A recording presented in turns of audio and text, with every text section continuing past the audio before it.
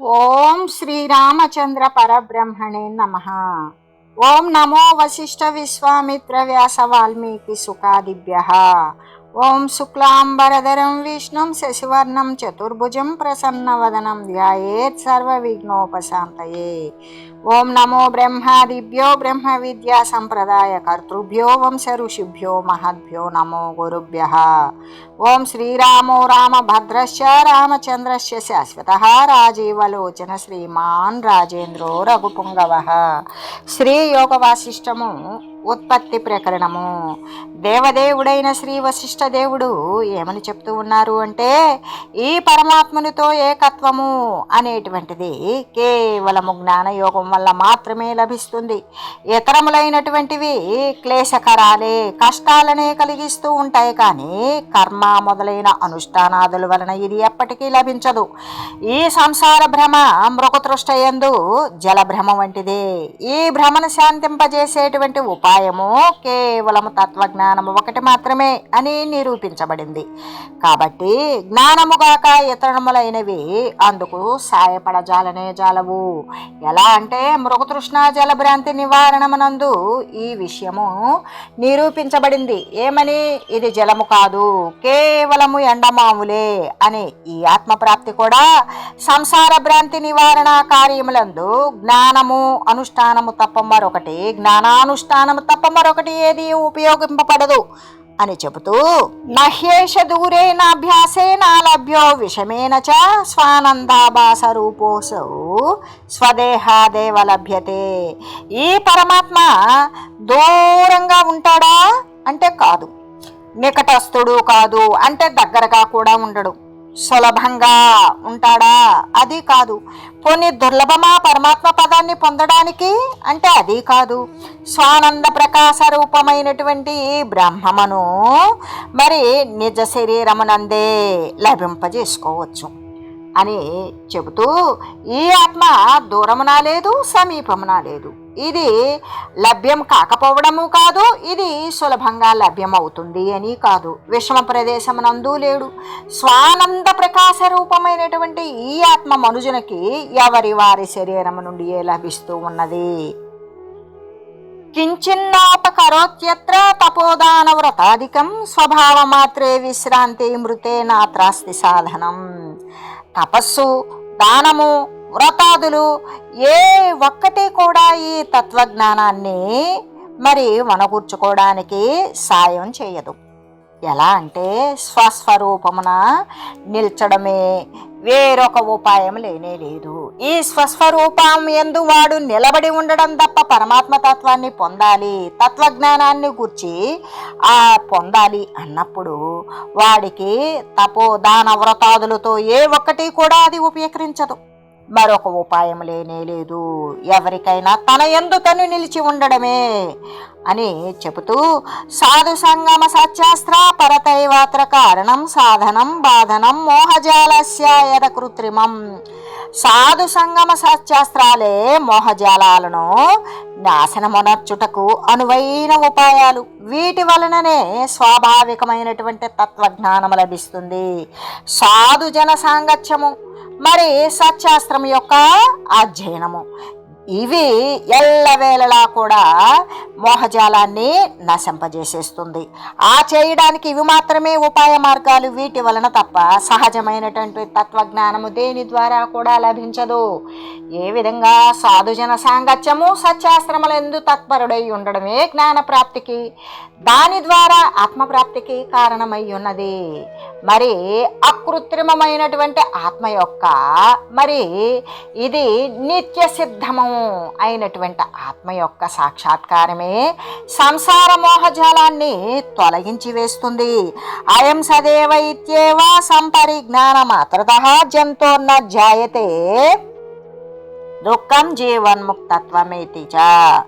ఇతడే దేవదేవుడైనటువంటి పరమాత్మ అనే జ్ఞానము లభించిన దుఃఖాలను అనుభవించవలసి ఉండదు. ఈ జ్ఞానాన్ని పొందిన అతడు జీవన్ముక్తుడే అవుతాడు.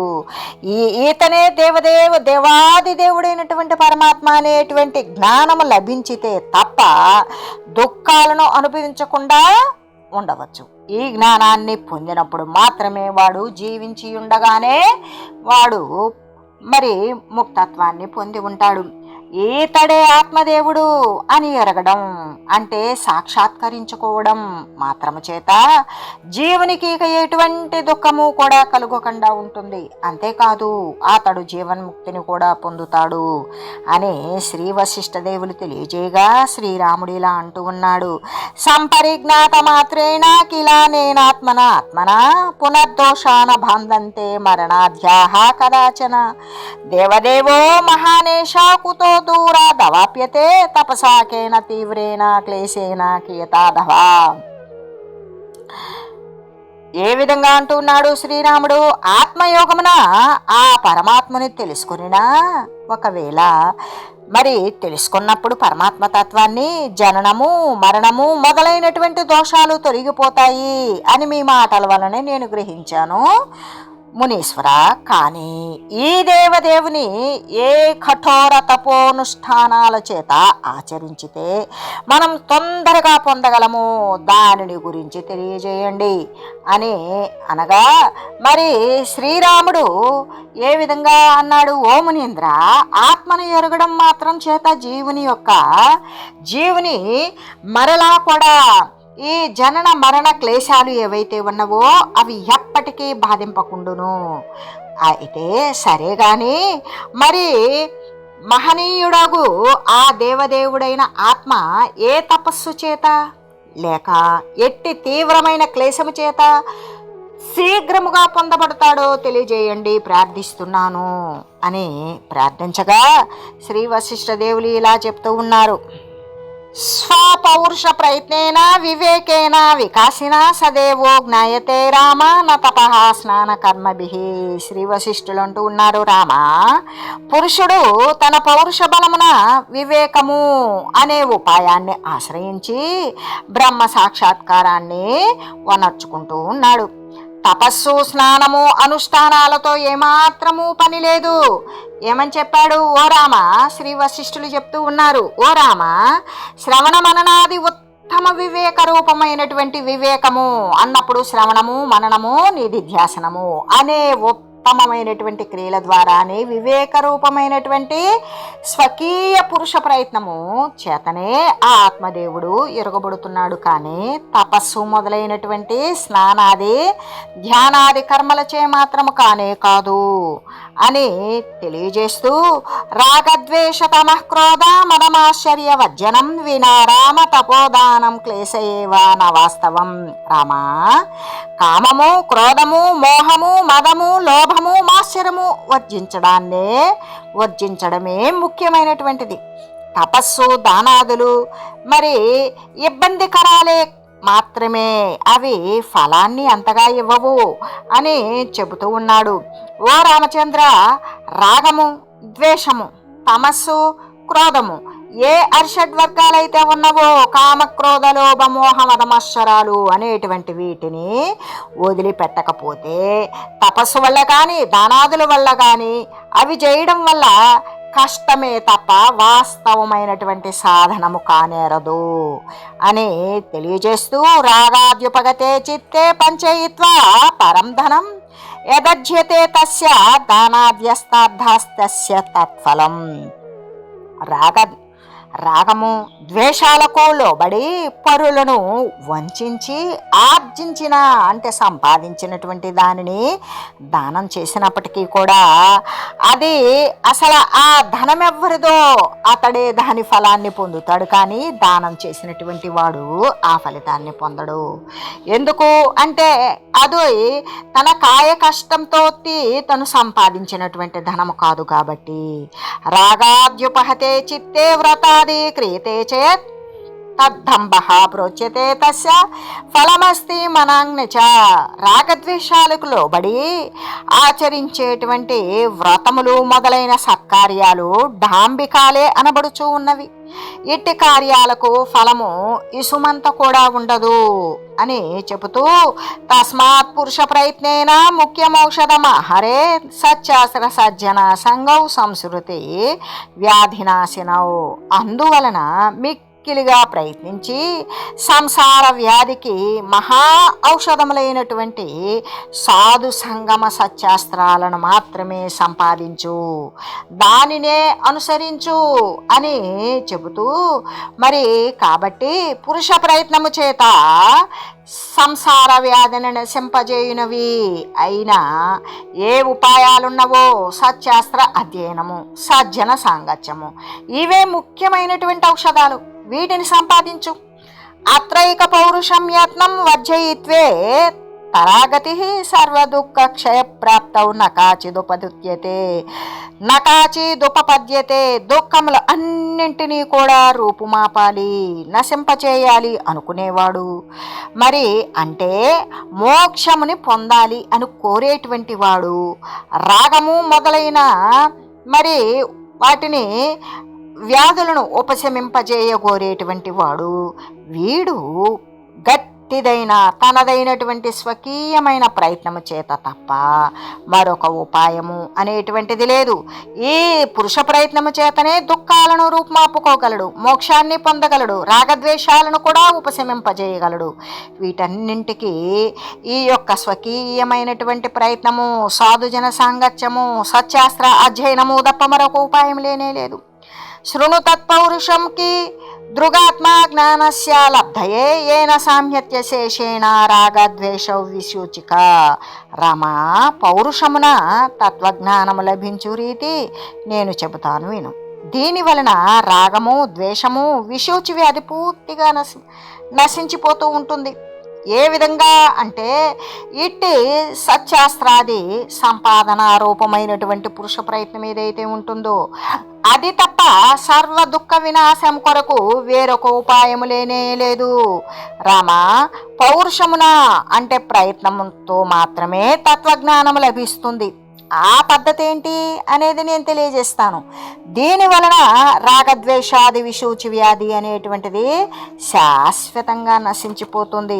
యదా సంభవయా వృత్యా లోకశాస్త్ర విరుద్ధయా సంతోష సంతుష్టామన భోగగంధం పరిత్యజేత్. తత్వజ్ఞానాన్ని పొందేటువంటి వాడు, తత్వజ్ఞానాన్ని పొందాలి అని కోరేటువంటి వాడు మొదట అంటే ప్రారంభంలో వీలైనంత వరకు కూడా లోకశాస్త్ర విరుద్ధము కానటువంటి జీవనాన్నే అవలంబించాలి. వాడు సంతృప్తితో సంతుష్టుడై ఉండాలి. అంతేకాదు ఏ అనుభవయోగ్యములైనటువంటి కోరికలు ఉంటాయో అటువంటి భోగ వాసనలను పరిపూర్ణంగా పరిత్యజించాలి అని చెబుతూ లోకము శాస్త్రాలకు విరుద్ధము కానటువంటి యథాతి రీతిలో సంభవమయ్యేటువంటి జీవనోపాయాన్నే కలిగి ఉండాలి. సంతుష్టియుతమైనటువంటి మనసుతో కూడుకొని మనుజుడు భోగముల పట్ల ఆసక్తిని పూర్తిగా విడనాడాలి, వదిలివేయాలి. యదా సంభవముద్యోగాదనుద్విగ్నతయా స్వయా సాధు సంగమ సత్యాస్త్ర పరతాం ప్రథమం శ్రేయేత్. మరి అనుద్విగ్న చిత్తముతో కూడా వీలు పడినట్లు యత్నించుచు సాధు సంఘ సత్యాస్త్రాలోచనల్ని ఎల్లవేళలా సలపాలి. అనుద్విగ్న చిత్తముతోడా ఈ కార్యాన్ని అసఖ్యము అనేటువంటి భయాన్ని వదిలేయాలి. యథాసంభవమైనటువంటి ప్రయత్నముతోనే స్వయంగా సాధుజన సాంగత్యం చేయాలి. సత్యాస్త్రం యొక్క తత్పరత్వాన్ని కూడా మరి ప్రారంభంలో అనుసరించాలి అని చెబుతూ యదా ప్రాప్తార్థ సంతుష్టో యోగర్హితం ఉపేక్షతే సాధు సంగమ సత్యాస్త్ర పరహ శీఘ్రం నముచ్యతే. దొరికిన దానితో సంతోషిస్తూ నిషిద్ధమైనటువంటి చేయకూడని కర్మలను వదిలివేసి సాధు సంగమం సాధువులతో సంబంధాన్ని పెంచుకుంటూ సత్యాస్త్రాన్ని పరిశీలిస్తూ ఉండేటువంటి వాడు మాత్రమే శీఘ్రముగా ముక్తిని పొందుతాడు. ప్రాప్తించినటువంటి దానితో సంతుష్టపడటం, మరి లోకశాస్త్రాల యందు నిందితమైనటువంటి దానిని ఉపేక్షిస్తూ సాధు జన సాంగత్యాన్ని, సత్శాస్త్రాల యందు తత్పరుడై పరిశీలన విషయాన్ని గమనిస్తూ ఉండి అలా మెలిగేటువంటి వాడు మాత్రమే శీఘ్రముగా ముక్తుడవుతాడు అని చెబుతూ, విచారేణ పరిజ్ఞాత స్వభావస్య మహామతే అనుకంప్య భవంత్యేతే బ్రహ్మ విష్ణుంద్ర శంకరాః. ఏ బుద్ధిమంతుడు విచారము వలన బ్రహ్మస్వరూపాన్ని గ్రహిస్తాడో అతని పట్ల బ్రహ్మ, విష్ణు, మహేశ్వర, ఇంద్రాది దేవతలు కూడా వాడిని దయచూపుతారు. విచారణ చేత ఆత్మతత్వాన్ని ఎరిగిన మహాబుద్ధిశాలికి బ్రహ్మ, విష్ణు, మహేశ్వరులు, ఇంద్రుడు, మిగతా దేవతలు కూడా కనికరం చూపుతూ ఉంటారు అని తెలియజేస్తూ, ఈ పరమాత్మ తత్వం అనేటువంటి దూరమున లేదు, అందుకని సమీపమున ఉన్నదా అంటే అది కాదు. అది అలభ్యమా, లభ్యం కాదా అంటే లభ్యమవుతుంది. మరి సులభమా అంటే సులభ సాధ్యము కాదు. విషమ ప్రదేశమునందు లేదు. మరి ఎక్కడున్నది? స్వానంద ప్రకాశ రూపమైన ఈ ఆత్మ మనుజనుకు వాని శరీరము నుండి లభిస్తూ ఉన్నది. సాధుజన సాంగత్యం, సత్శాస్త్రాల యందు తత్పరుడై ఉండుట, మరి ఇదే జ్ఞానప్రాప్తికి, ఆ జ్ఞానప్రాప్తి ద్వారా ఆత్మప్రాప్తికి కారణమై ఉన్నది. కాబట్టి అకృత్రిమ అంటే సహజమైన నిత్య సిద్ధమైన ఆత్మ యొక్క సాక్షాత్కారమే సంసార మోహజాలాన్ని తొలగించి వేస్తూ ఉన్నది. ఈతడే ఈ ఆత్మదేవుడు అని ఎరుగుట అంటే సాక్షాత్కరించుకున్న మాత్రము చేతనే జీవునికి దుఃఖము అనేటువంటిది ఎప్పటికీ కలగదు. అంతేకాదు అతడు జీవన్ముక్తిని కూడా పొందుచూ ఉంటాడు అని శ్రీ వశిష్ఠదేవులు తెలియజేయగా, శ్రీరామచంద్రుడు ఈ విధంగా అంటున్నాడు: ఓ మునీంద్ర, ఆత్మను ఎరుగుట మాత్రము చేత జీవుని మరలా కూడా మరణాది క్లేశాలు ఏవి కూడా ఎన్నటికీ బాధింపకుండా ఉంటాయి.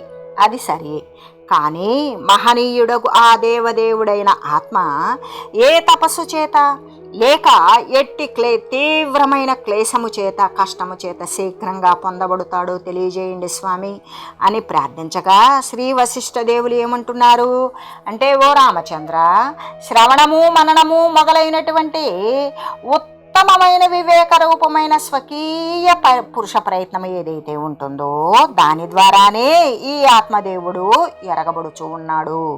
అంతేకాని తపస్సులు, స్నానాదులు, మరి ధ్యానాదులు, అనుష్ఠాది కర్మల చే మాత్రము కాదు అని చెబుతూ, ఓ రామ, రాగము, ద్వేషము, తమస్సు, క్రోధము అంటే ఏ అర్షడ్వర్గమైతే ఉన్నదో, కామ, క్రోధ, లోభ, మోహ, మదమాశ్చరాలు అనేటువంటివి, వీటిని కనుక వదిలివేయకుండా తపస్సులు, దానాదులు ఇవన్నీ చేసినప్పటికీ కూడా, చేయడం కష్టము, చేసినప్పటికీ కూడా వాస్తవమైనటువంటి సాధనం అది కానే కాదు.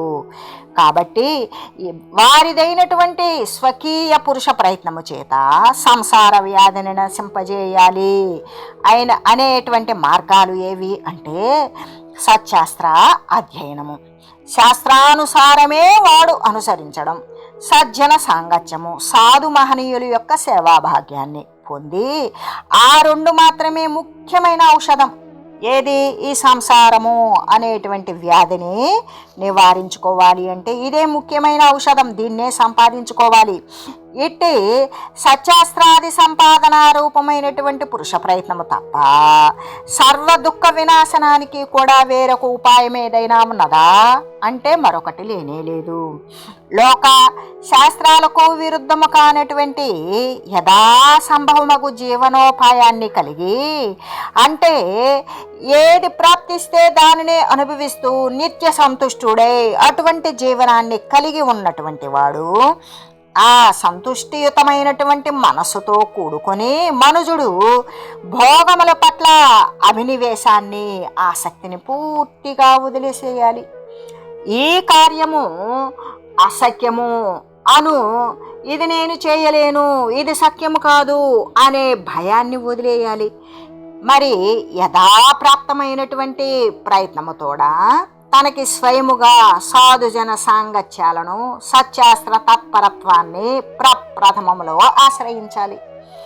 ఇలా చేసినప్పుడు ప్రాప్తించిన దానితోనే సంతృప్తిని పొందుతూ లోకశాస్త్రాల యందు కూడా నిందితమైనటువంటి దానిని ఉపేక్షించేయాలి.